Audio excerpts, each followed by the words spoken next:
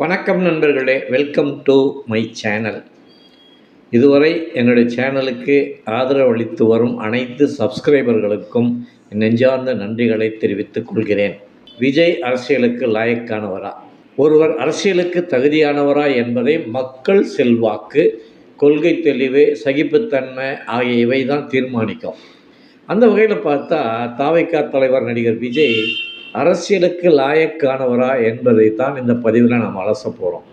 சினிமாவில் இருந்து அரசியலுக்கு வந்தவர்கள் வரலாறு தமிழ்நாட்டில் உண்டு. அவர்கள் எல்லோரும் வென்றார்களா என்றால் இல்லை என்றே சொல்லலாம்.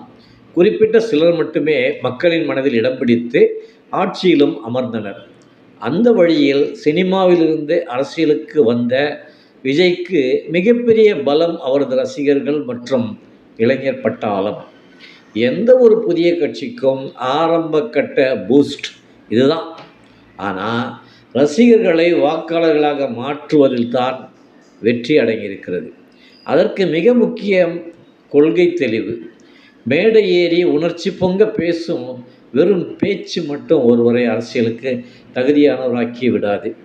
தமிழ்நாட்டின் வாழ்வாதார பிரச்சனைகள், கல்வி, பொருளாதாரம் போன்றவற்றில் விஜயின் கொள்கை நிலைப்பாடு என்ன என்பது முழுமையாக தெரிந்தால்தான் அவரின் அரசியல் ஆளுமையை துல்லியமாக மதிப்பிட முடியும். அதனுடன் அரசியலில் சகிப்புத்தன்மை ரொம்ப தேவை. சினிமாவில் கிடைக்கும் கைத்தட்டல்களை விட அரசியலில் வரும் வசவுகளையும் தனிப்பட்ட தாக்குதல்களையும் தாங்கிக் கொள்ளும் மனப்பக்குவம் ஒருவருக்கு இருக்கிறதா என்பதை பொறுத்தே அவரது அரசியல் பயணம் வெற்றியாக அமையும். அரசியல் என்பது விமர்சனங்களின் களம். அடுத்தவரை விஜய் அசால்ட்டாக விமர்சனம் செய்கிறார். அதே சமயம் அவரை யாராவது விமர்சனம் செய்தால் அதை பொறுக்க மாட்டாமல் மக்களை விமர்சிப்பதாக சொல்லி ரசிகர்களின் கோபத்தை தூண்டி விடுகிறார். ஒரு கிரிக்கெட் வீரர் களத்திற்கு வந்தவுடனேயே அவர் சிறந்த வீரர் தானா என்பதை சொல்ல முடியாது. சில ஓவர்கள் விளையாடி அது பிறகுதான் அவர் ஃபார்ம் தெரியும். விஜயும் இப்போது தான் களத்திற்கு வந்திருக்கிறார். முதல் தேர்தலை சந்திக்கும் போது தான் அவர் அரசியலுக்கு லாயக்கானவரா இல்லையா என்பது உறுதி செய்யப்படும்.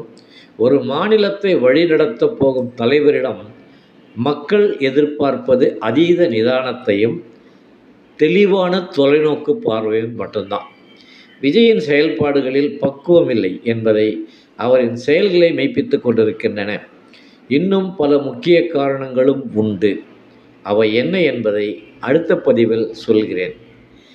இந்த பதிவு உங்களுக்கு பிடிச்சிருந்தா லைக் பண்ணுங்கள், ஷேர் பண்ணுங்கள், மறக்காமல் சப்ஸ்கிரைப் பண்ணுங்கள்.